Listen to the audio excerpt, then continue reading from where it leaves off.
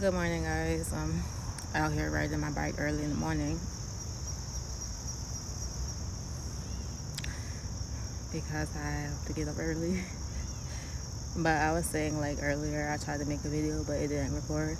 That people shouldn't look down on you because you have a disability of some kind, like handicap, or you have some like type of what do you call it? Like, how should I say it? Like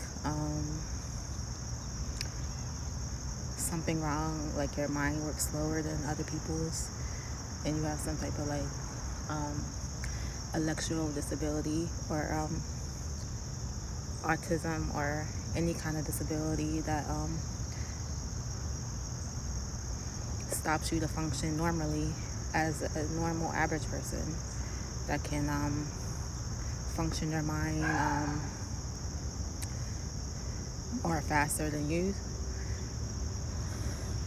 And God made all people, and He made people with disabilities too. So you shouldn't be looking down on people that's different from you and that can't function like you do, or they can't help the way you was born like that. And so you just treat that person like they're nothing, that they don't matter, or that person's not. That person will be like, well, I don't want to talk to her because she's on a disability check. She's on Social Security, so I don't want to talk to her. Like, she ain't nothing. She's nobody. She's stupid. She's dumb. She's all that stupid, not normal. I don't want to be around her because she might have problems, and I don't want to be in that situation. And I'm like, just because a person gets a check from SSI or Social Security or whatever they get it for, it's not always about a disability if they're on that. Because I get it from my dad for being in the military, because he served in the army, the military, in Vietnam. He fought the Vietnam War. But that's why I get Social Security. And for my other problem I have, which I'm not gonna post on here, but it's not an accurate diagnosis, because even my caseworker said there's nothing wrong with her. She just has like some types of problem with speech and stuff like that, and writing, and dyslexia, autism. It's nothing wrong with her. Like, they misdiagnose me, as they do a lot of people. They misdiagnose people all the time, and they grow up and they can function well in a society, and they wonder why the person can do more than what the system thought that person could do, because they labeled them wrong. That's what I'm talking about. And so we shouldn't look down on people just because they're different from us, because God made that person, everybody in this world, He made for His glory, and He can use that person no matter what.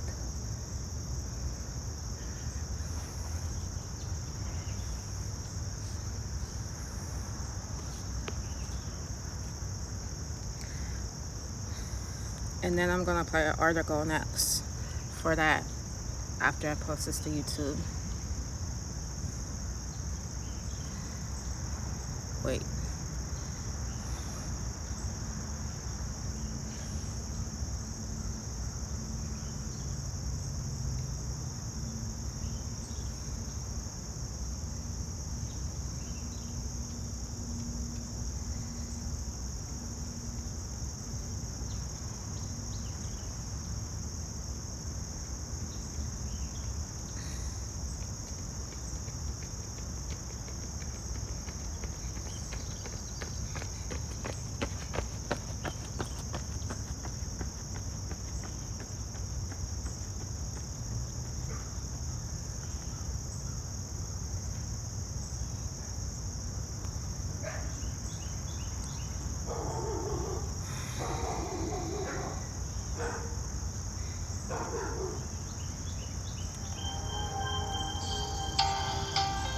The following is a presentation of Got Questions Ministries.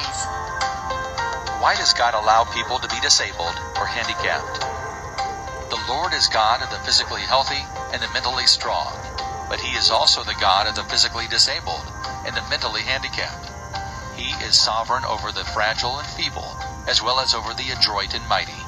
The Bible teaches that every person conceived in this world is a unique creation of God. That includes the disabled and the handicapped. A natural question is why God allows some people to be born disabled or handicapped, or why he allows accidents that bring about a disability or a handicap later in life.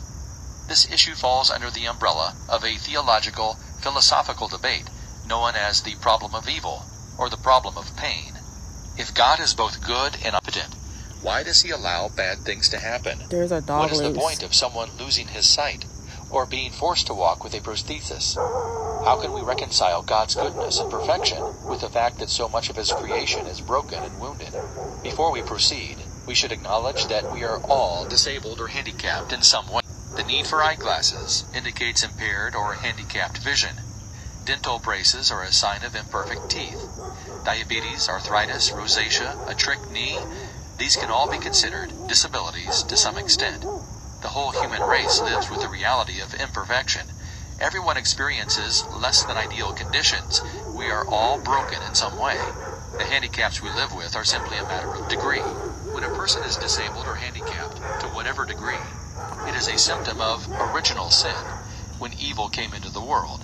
Sin entered the world as a result of man's disobedience to God, and that sin brought with it sickness, imperfection, and disease. The world was blemished. One reason God allows people to be disabled or handicapped is that such conditions are the natural result of mankind's rebellion against God. We live in a world of cause and effect, and it is a fallen world. Jesus said that in this world you will have trouble. John 16, verse 33. This is not to say that every disability is the direct result of personal sin. Jesus countered that idea in John chapter 9, verses 1 through 3. But generally speaking, the existence of handicaps and disabilities can be traced back to the existence of sin. Another basic reason that God allows some people to be disabled or handicapped is that God will glorify himself. When the disciples wondered about the man born blind, Jesus told them, this happened so that the works of God might be displayed in him. John 9, verse 3. When the same disciples later wondered about Lazarus' sickness, Jesus told them, it is for God's glory, so that God's Son may be glorified through it. John 11, verse 4. In both instances, God was glorified through the disability. In the case of the man born blind, the temple rulers had incontrovertible proof of Jesus' power to heal.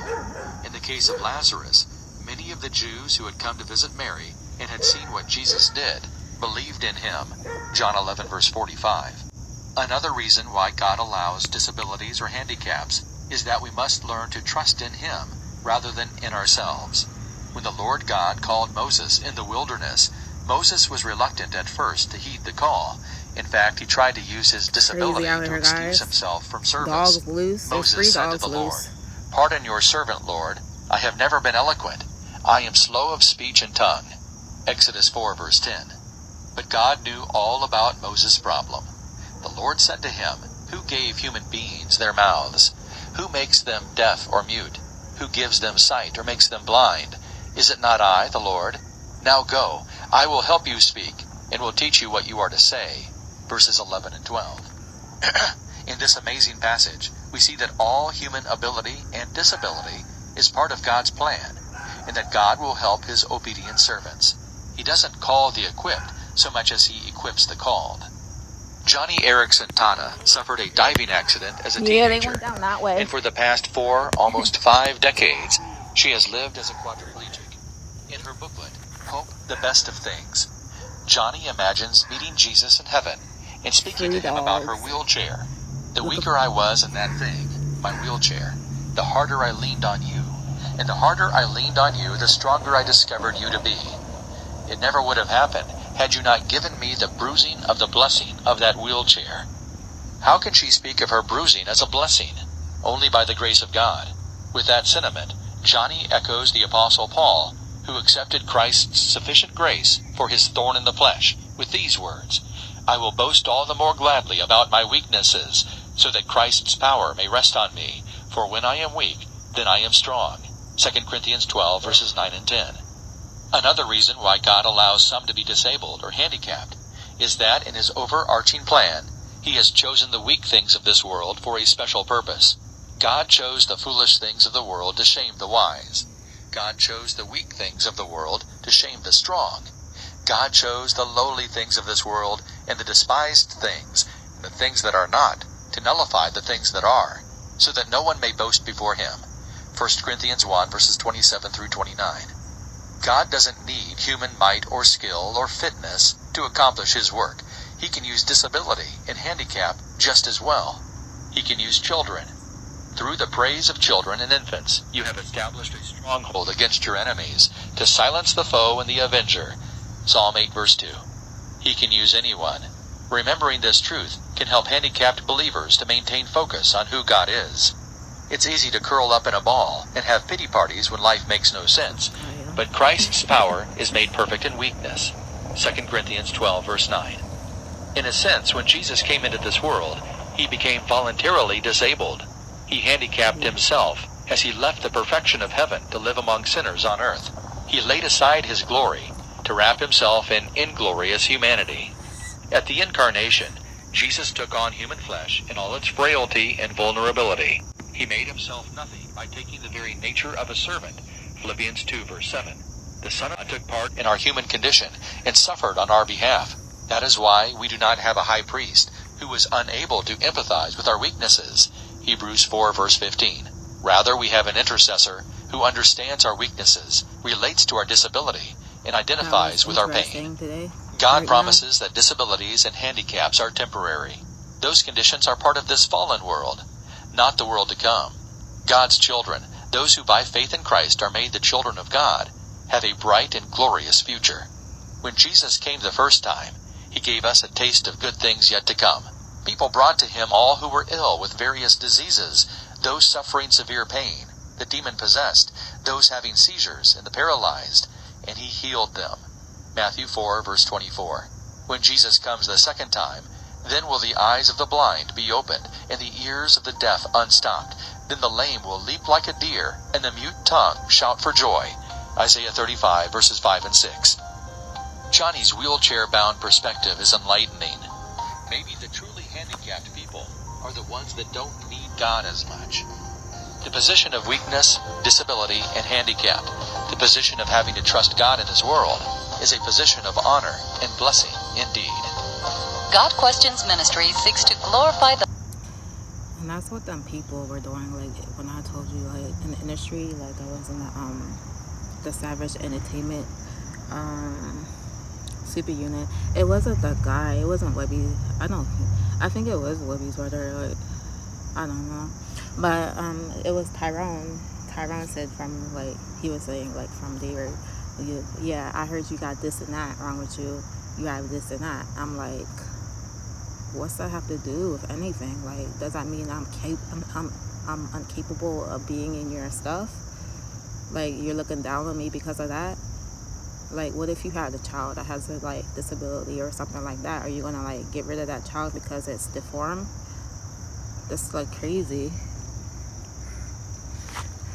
And this is how these people think in real life, because they don't believe in God, they're atheists, and they have that type of mindset.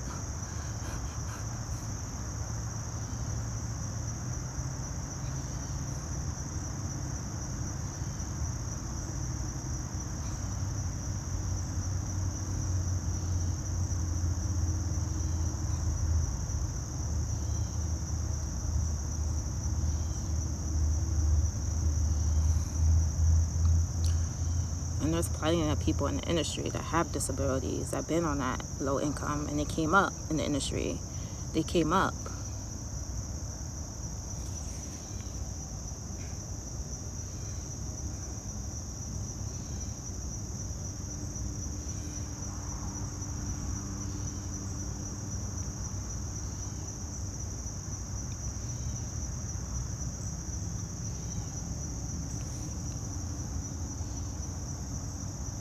It's called ABLESM. What is ABLESM? What does it look like?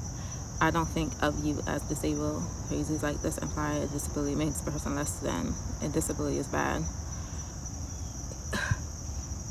Look.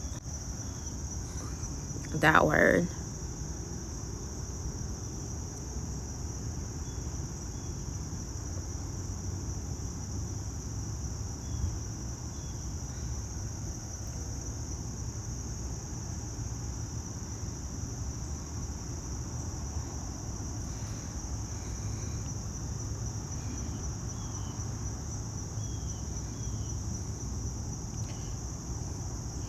they're like disabled in their own way because of how they function, of how they like look down on other people because they look different or different. They are disabled in a way because they got that crazy messed up mentality in them inside of them.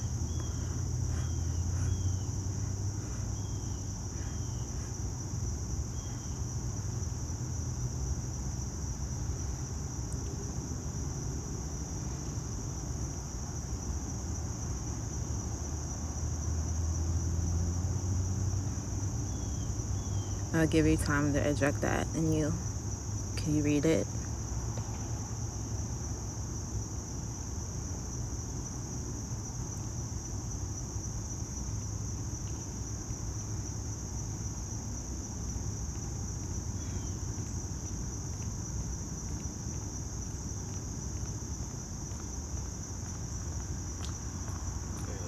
Hi.